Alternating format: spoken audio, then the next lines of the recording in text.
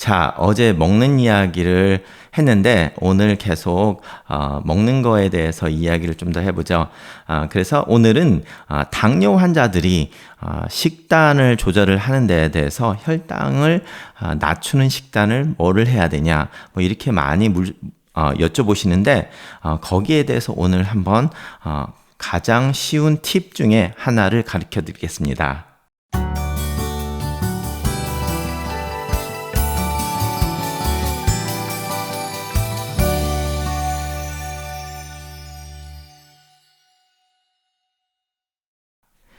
안녕하세요. 오늘도 뭐 여느 때처럼 많은 당뇨 환자들을 오늘도 봤고, 그리고 그 당뇨 식단에 대해서 뭐 여러 번 같은 이야기를 제가 오늘도 반복을 했기 때문에 여기에 대해서 또 유튜브를 좀 한번 올려드려야 되겠다 생각을 해서 오늘 먹는 이야기를 계속 이어갑니다. 그래서 오늘은 당뇨 환자, 뭐 비만 환자에서도 약간 어플라이를 할 수 있는데요. 포커스는 당뇨 환자들 중에서 식단 일기를 저희들이 다 써오라고 하는데 그 식단 일기의 중요성을 잠시 리뷰를 하고, 그리고 어떻게 식단을 바꿔야지 내가 혈당을 낮출 수 있는가에 대한 팁을 좀 리뷰를 해보겠습니다. 자, 먼저 우리가 당뇨 일기를 쓰라고 하는데요. 당뇨 일기는 굉장히 중요합니다. 당뇨가 있으신 분들이 20년, 30년을 당뇨와 투병 생활을 하시면서도 당뇨 일기를 한 번도 써보지 않은 분들이 굉장히 많습니다. 제가 말하는 거는 당뇨 일기라는 거는 단순히 뭐 혈당 체크를 하는 거를 적어놓은 그거를 떠나서 내가 먹은 거를 적어봐야 됩니다. 식단 일기, 식단 뭐를 먹었나? 지난번에 제가 말씀드렸던 것처럼 물, 블랙커피, 녹차를 뺀 나머지 입에 들어간 거 다 적어보라고 했잖아요. 그런 것처럼 그렇게 다 적어보면서 적고 혈당을 체크한 거를 그 뒤에다 적고 어떻게 변했나 그런 거를 리뷰를 하는 그 시간을 주기적으로 해봐야 되는데 20년을 투병을 하신 분들도 식단을 한 번도 적어본 적이 없대요. 아니면 식단에 대해서 생각을 해보시지 않은 분들도 꽤 됩니다. 자, 우리가 유치원 때부터 일기를 쓰라고 하잖아요. 왜 선생님들이 일기를 쓰라고 할까요? 저도 어렸을 때 일기 쓰는 거 굉장히 싫어가지고 방학 때 막 밀린 일기 한꺼번에 막 쓰기도 했는데 그 일기를 지금도 이렇게 많이 쓰라고 하는 거는 자기가 하루를 돌아보는 시간을 가지고 거기에 대한 정리를 하는 그 의미가 굉장히 중요하기 때문에 그렇게 하라고 하잖아요. 특히 애들한테 시키는 거는 자신들이 그 하루를 둘러보는 시간을, 그리고 이제 글을 적을 때 또다시 생각을 하니까 그래서 적으라는 건데, 이 당뇨 일기도 그렇습니다. 그래서 제가 당뇨 일기장을 적어오라고 이제 말씀을 드리고 2주나 3주 있다가 한번 2주 동안 열심히 적어가지고 오세요. 그러면은 2주 있다 오신 분들이 하는 말이, 제대로 하신 분들은 어떻게 말하냐면 어땠어요? 딱 말하니까 당뇨 일기를 적어보니까 이제 알겠어요. 20년 동안 당뇨를 어떻게 해야 될지를 몰랐는데 이제 알겠어요. 이런 말을 굉장히 많이 하십니다. 그런데 일기를 적어오긴 적어왔는데 저한테 딱 주면서 아무 개념이 없으신 분은 제대로 안 하신 거예요. 자기가 적어보다 보면 이제 뭐를 잘못하고 있는 거를 느끼게 되고 알게 되죠.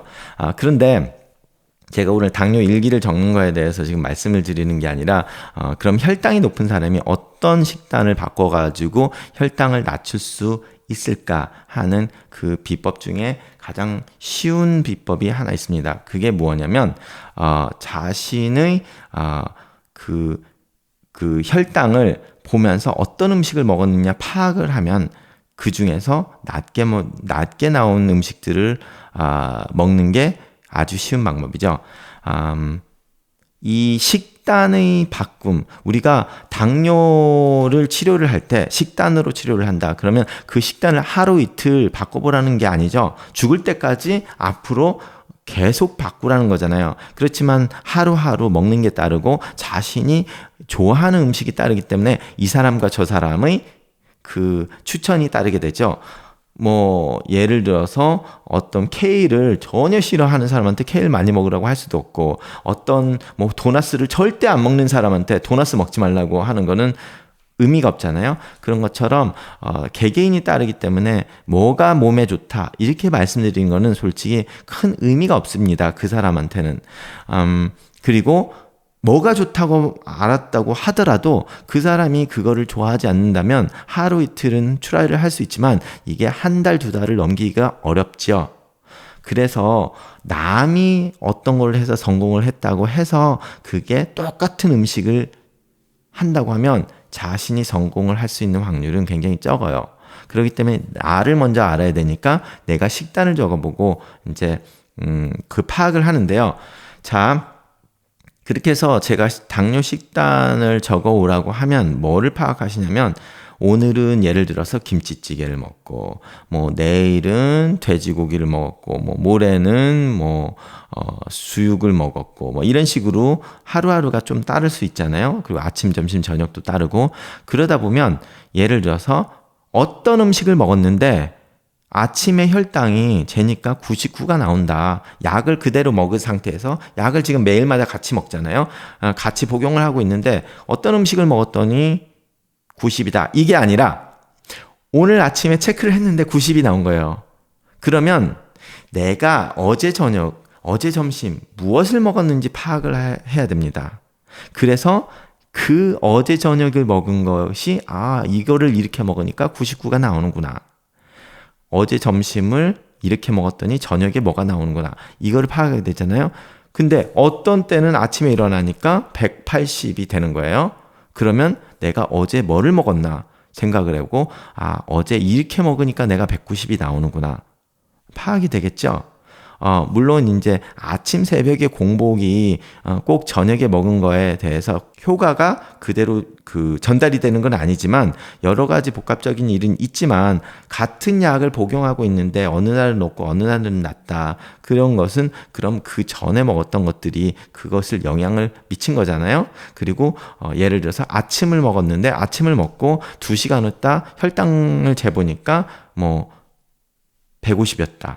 근데 어떤 아침을 먹고는 내가 재보니까 300이었다. 그걸 알면 내가 이거를 먹으면 300이라는 걸 알았으니까 2시간 후에 쟀을 때, 그러면 어떻게 되겠어요?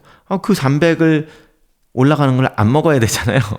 그렇지만 이 사람이 그 300 올라가는 거를 너무 좋아하면 그거를 전혀 안 먹을 수는 없으니까, 그러면 내가 이걸 먹을 때 300이 올라가기 때문에 나는 그럼 이거를 안 먹기는 너무 내가 좋아하는 거니까 먹을 때는 30%를 줄여서 70%만 먹는다든지 60%만 먹는다든지, 그래서 60%를 먹으니까 300이 아니라 180까지밖에 안 올라가더라.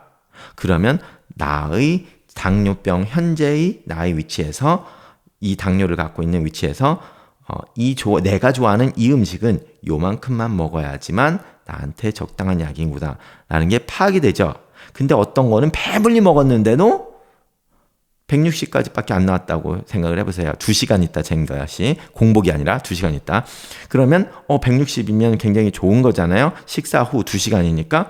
그러면 배가 굉장히 불렀는데, 그러면 자기가 워낙 좋아해서 먹던 거기 때문에 나는 이거 좋아해서 이만큼 먹었는데 160밖에 안 올라갔네? 그럼 그거 하시면 되는 거예요. 그죠? 그렇지만 맨날 그거를 할 수는 없으니까, 이거를 하면 이런 음식을 이렇게 먹으면 160이고 이런 음식을 이렇게 먹으면 350이 올라가니까 350 올라가는 거는 반만 먹자. 그래서 반만 먹어보니까 180까지밖에 안 올라가네. 자, 요렇게 하면 약을 그대로 가더라도 요만큼의 식사 조절을 하게 된다면 3개월 후 혈당 수치가 굉장히 많이 떨어지게 됩니다. 자, 이렇게 그래서 그러면 솔직히 당뇨가 조절이 되는 거고 약을 올리지 않았는데, 그런데 만약에 약을 3가지를 먹고 있는데 당화혈색소가 7.0이었다. 그러면 이런 식으로 하면 약을 하나나 2개를 끊고도 똑같 7.0이 아니라 오히려 6.2 이렇게 더 좋은 결과가 나올 수 있다는 거죠. 약을 적게 먹었는데도. 내가 좋아하는 것들 중에서 혈당이 안 오르는 거는 더 많이 먹고 혈당이 많이 오르는 거는 적게 먹고, 이렇게 하면서 약간의 조절을 하면서 가게 되면, 그렇게 되면 내가 좋아하는 거를 먹고 했기 때문에 이런 사람들은 계속 그거를 유지를 할 수 있다는 거죠. 그런데 제가 유튜브에서 이 음식은 좋아요, 이 음식은 나빠요, 이렇게 말해주면 결과적으로 그 좋다는 거를 먹기 시작하면 자기는 먹기 싫은 건데 좋다고 하니까 먹잖아요. 그러면 그거는 오래 갈 수가 없습니다. 그래서 오늘 가장 중요한 거는 내가 원하는 음식들을 먹으면서 그게 혈당이 얼마나 많이 올라가는지를 파악을 하고 그 혈당을 올라갔기 때문에 거기에 대해서 양을 조절해서 나의 즐거운 식사를 계속 유지를 하면서 당을 더 조절할 수 있는 방법이라고 말씀을 드렸습니다. 자, 당이 없으신데 비만을 하시다. 그러면 그분들은 당을 체크를 해봤자 당뇨가 아니기 때문에 안 올라가요. 그렇기 때문에 이런 분들은 그런 지표가 없지만 어떤 음식을 먹으면 내가 이거 칼로리가 얼마만큼인지를 다 계산을 한번 한 2주 정도 다 계산을 해보면 이거를 먹을 때는 칼로리가 이만큼 먹고 많고 탄수화물이 이만큼이었으니까 내가 이렇게 좋아하는 이거는 줄여야 되겠다. 요렇게 똑같이 하면 됩니다. 그렇지만 혈당을 체크하는 게 아니라 당뇨가 없으시고 비만만 하신 분들은 각각의 음식을 다 적은 다음에 그 다음에 앉아가지고 이게 탄수화물이 몇 프로고 칼로리가 어느 정도 되는지 한번 계산을 한 다음에 계산을 하는 약간 조금 더 어려운 스텝을 거치지만 근본적으로 같은 컨셉으로 갈 수 있고, 그래서 칼로리가 높고 탄수화물이 많은 거를 비만하신 분은 좀 줄이고, 그리고 야채가 많고 칼로리가 적은 음식은 자기가 좋아하는 그걸 먹었을 때 좀 그걸 늘리고, 양을 늘리는 필요는 없고 그걸 먹는 횟수를 더 많게 하고, 칼로리가 많은 거는 횟수를 줄이고 먹을 때는 그 양을 줄이고, 이렇게 하면 다이어트에도 좋은 도움이 될 거라고 생각을 합니다. 감사합니다.